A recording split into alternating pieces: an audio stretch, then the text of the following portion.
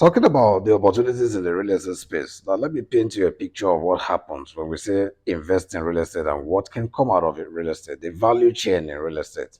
Let's say an investor buys a plot of land, two plots, an acre, or whatever size of land. An investor is looking at building a commercial space, a shopping complex, a mall. Now, what goes through with all of this is from the point of buying from the owner, the seller, you're creating a value chain for economic prosperity. An investor buys a land from a seller. Now, before he buys that land, he engages the services of a lawyer, a surveyor. Now, what a surveyor does, a surveyor is a professional whose job is to chart the geographical location of a land and then run a search through the lands commission to inquire if the said land the seller wants to sell is actually where they are claiming to have a title for that land. So the surveyor makes sure that the proposed land for purchase is actually where it should be and it falls within any of the government plan or out of the government plan, maybe a free land, a commercial space, a land, a residential real estate space, agri, name them. That is what a surveyor does. So your surveyor tells you if the land is free from government plan or not, if the land has a title on it, if there's a default, and all of that. The buyer or the investor also engages the service of a lawyer. Now, what the lawyer does is to verify the authenticity of the ownership claims. So, if the seller is saying, I have a C of O, or this land belongs to my father, I bought this land from a community, the lawyer does the paper trail, right? Who owns this land? From what point to what point was it transferred? The title transferred, and the lawyer too can inquire from the government, from the commission in charge of the land search, if the title is real, especially when the seller is claiming a title on the land. Now, that is a value chain for this particular sector of the real estate professionals.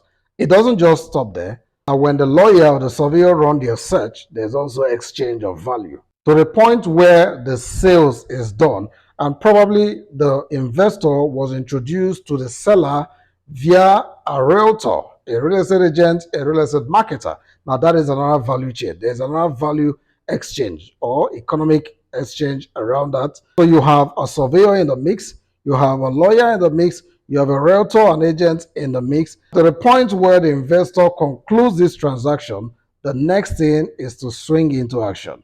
He gets in a civil engineer, an architect.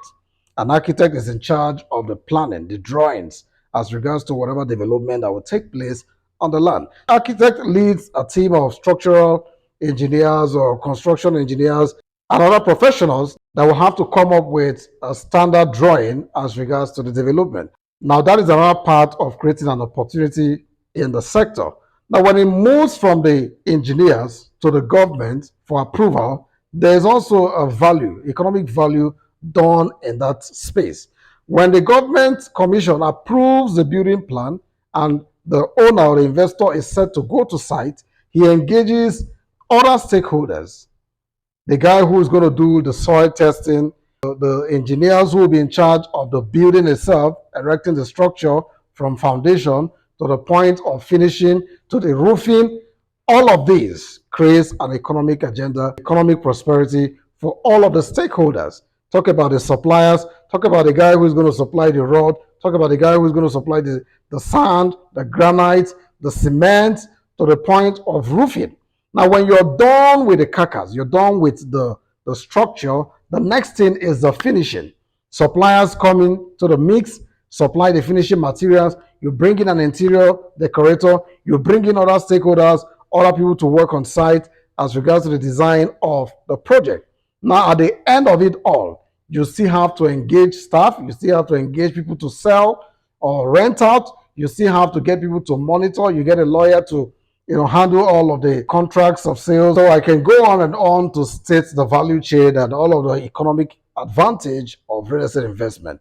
Now, this is just one project. When you multiply this scenario to different projects all over the country, all over a city area, you have more job opportunities, you have more economic opportunities for every stakeholder, for all the stakeholders, from the government to the artisans, to the engineers, the professionals in the industry. So when we say invest in real estate, we're talking about creating job opportunities, creating economic prosperity for a particular location for a particular area.